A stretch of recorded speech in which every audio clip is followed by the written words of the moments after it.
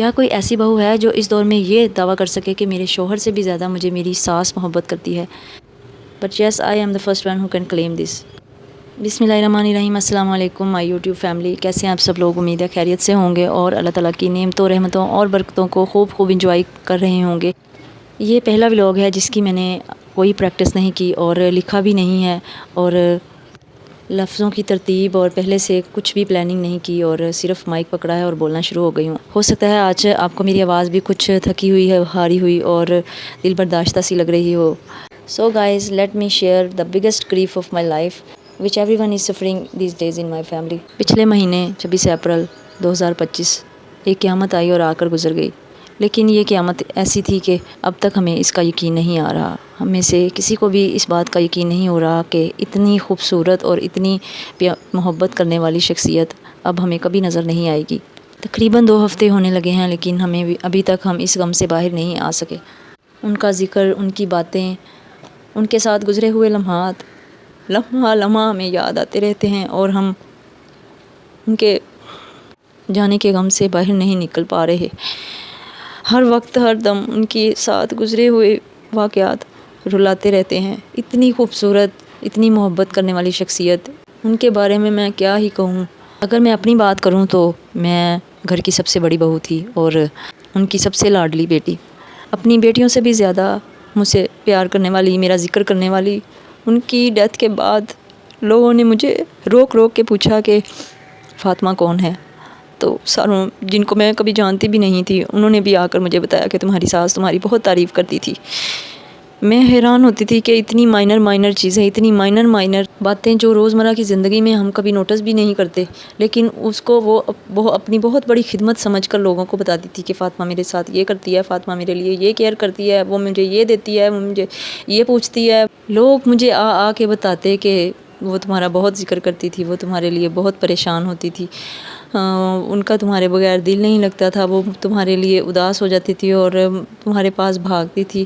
تقریباً 2.5 سال ہو گئے مجھے، اس سے پہلے ہم جوائنٹ فیملی میں رہتے تھے اور اس کے بعد ہم 2.5 سال ادھر شہر میں آ گئے، تو وہ لپکتی آتی ہوتی تھی ہمارے پیچھے، ہمارے گھر، اور میرے بچے ان سے اتنے اٹیچ تھے۔ میرے بچوں کے جوتے، کپڑے، مجھے کبھی کسی چیز کی فکر نہیں ہوتی تھی۔ ہر بات، ہر کام میں ان کا حصہ ہوتا تھا۔ ہم ہر کام ان سے پوچھ کے کرتے تھے۔ میں ادھر اپنے گھر میں انڈیپینڈنٹ بھی ہو گئی، پھر بھی ہم ایک چیز کے لیے ان سے پوچھتے ہوتے تھے، اور وہ ہمیں اس طرح سے گائیڈ کرتی تھی کہ اب ہمیں سمجھ ہی نہیں آتا کہ ہم کیا کریں۔ اب سب مجھے یہ کہتے ہیں کہ تم بڑی ہو، تمہارے اوپر ذمہ داری ہے، ان کی ساری ذمہ داریاں تم نے پوری کرنی ہیں، لیکن مجھے سب سے زیادہ تکلیف اسی بات کی ہوتی ہے، میں کیسے کروں گی؟ انہوں نے مجھے بہت لاڈلا رکھا، انہوں نے ہمیں کچھ سوری میں نے کوئی پلان نہیں کیا، کوئی پہلے سے لکھا نہیں ہے۔ مجھے سب سے زیادہ تکلیف اسی بات کی ہوتی ہے جب کوئی مجھے کہتا ہے کہ اب تم بڑی ہو، اب تمہارے اوپر ذمہ داری ہے، اب تم نے یہ سب کرنا ہے۔ کیسے کروں میں؟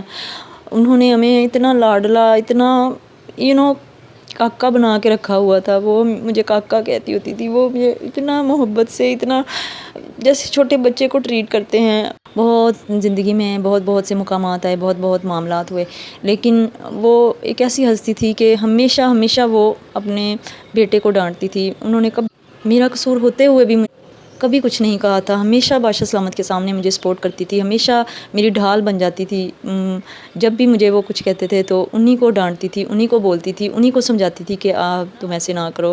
اب ہر وقت لگتا ہے کہ ادھر سے آ جائیں گی، ہر کونے میں ان کی یاد ہے۔ دروازہ کوئی بجاتا ہے تو تب ان کی یاد آ جاتی ہے کہ شاید دروازہ کھلے گا اور وہ آ جائیں گی۔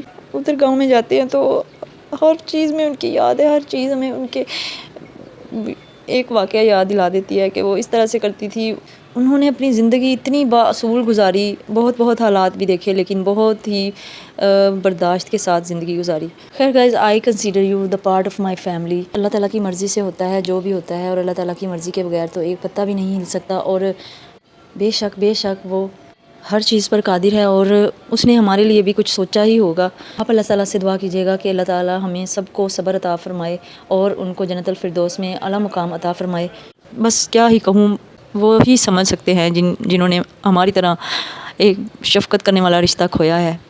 اس دن سے میں نے بادشاہ سلامت کو ہنستے نہیں دیکھا، وہ بس بلکہ وہ تو بیٹے ہیں، بڑے ہیں، سب سے زیادہ لاڈلے ہیں، اور شروع سے ہی ظاہر ہے بڑا بیٹا، بڑا بچہ ماں کا لاڈلا ہی ہوتا ہے، سب سے زیادہ لاڈلا ہوتا ہے، اور وہ تو سنبھل نہیں پا رہے، ہمارا یہ حال ہے تو وہ تو ان کا تو بہت ہی زیادہ برا حال ہوگا۔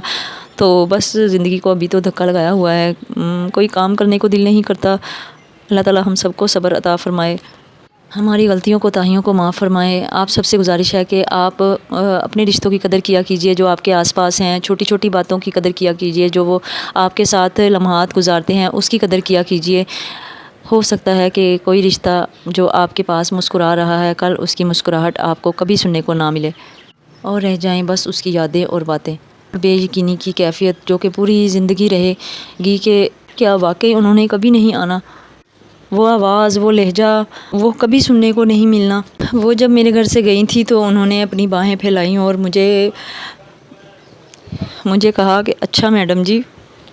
میں جا کے ان سے ملی اور ان کو گلے لگایا اور ان سے کھانا کھانے کا کہا، کہ جو وہ بھی انہوں نے انکار کر دیا کہ وہ بس میں جا رہی ہیں اور ان کا ادھر دل خراب ہوگا۔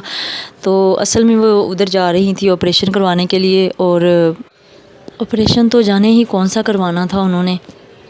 میں جو ان کی کال کا انتظار کر رہی تھی کہ وہ کہیں گی کہ آ جاؤ، اور میں ان کے لیے تیار بیٹھی تھی کہ میں ان کے پیچھے چلی جاؤں گی، اور جب وہ آپریشن کروا لیں گی تو میں ان کے ساتھ رہوں گی، ان کو خود سنبھالوں گی، ان کی خدمت کروں گی۔ تو انہوں نے تو مجھے خدمت کا موقع بھی نہیں دیا، اور بس ایک فون آیا کہ ان کا بی پی کنٹرول نہیں ہو رہا، بی پی ہائی تھا، اور لو کا انجیکشن ایسا لگا کہ وہ بالکل ہی لو ہو گیا، اور بعد میں کنٹرول ہی نہیں ہوا، اور یہی فون آیا کہ وہ بے ہوش ہو گئی ہیں، ان کو واپس لے کے آ رہے ہیں۔ ادھر واپس لے کے آئے تو ان کو ساہیوال لے گئے، ساہیوال سے پوری رات ڈاکٹروں کی کوشش کے باوجود وہ صبح کو کال آ گئی کہ وہ دنیا چھوڑ کے جا چکی ہیں۔ یہ بالکل اچانک تھا، اور اس کا کسی نے تصور بھی نہیں کیا تھا، کیونکہ وہ تو بیمار بھی نہیں گئی تھی گھر سے، ہنستی کھیلتی مسکراتی۔ میرے بچے اتنا ڈھونڈتے ہیں انہیں، وہ کہیں نہیں ملتی، ان کو عادت ہی نہیں تھی ان کے بغیر رہنے کی۔ لگتا ہے میں کچھ نہیں کہہ پاؤں گی، I'm very sorry guys۔ آپ لوگ دعا کیجیے گا اللہ پاک ان سے راضی ہو، اللہ پاک کی رحمتیں اور برکتیں ان پر ہمیشہ ہمیشہ کے لیے سایہ فگن ہو جائیں، اور ان کو جنت الفردوس میں اعلیٰ ترین درجات پہ فائز کرے اللہ تعالیٰ، ان کی مغفرت فرمائے، ان کو معاف فرمائے، اور ان کے پیچھے ٹھنڈک رکھے، آمین۔